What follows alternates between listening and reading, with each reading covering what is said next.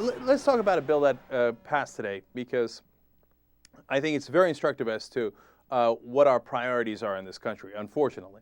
The House had passed a war funding bill, but they had attached $20 billion to it in add-ons. Okay, so what were the add-ons?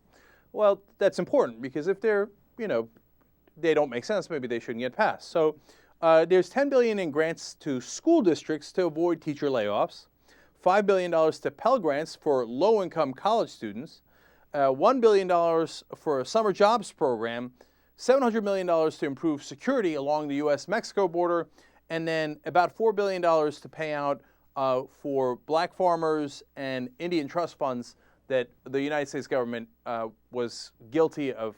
The trust fund we mishandled, and black farmers we discriminated against. Those issues have been resolved, and we owe them that money, right? Well, we're not going to pay. That didn't get funded. The schools didn't get funded, and even the security on the border didn't get funded. The Republicans refused, and a couple of Democrats, of course, as always, joined them, and they killed it.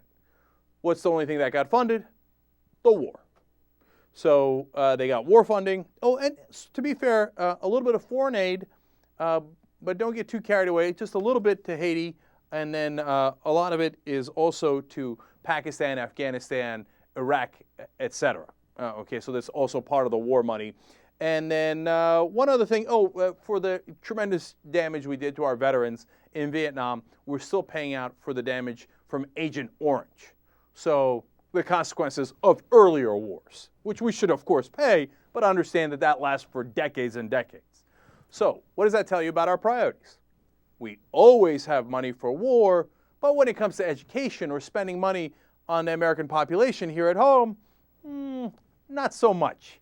People don't get as rich off of that, whereas the defense contractors get very rich off of the wars, and they've bought all the generals who retired.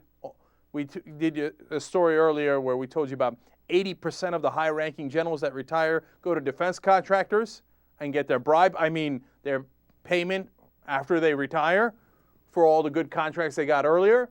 All the government workers, whether they're the senators or people that worked in the White House or their staff, they all get hired by those same guys. They all get campaign contributions from those same guys.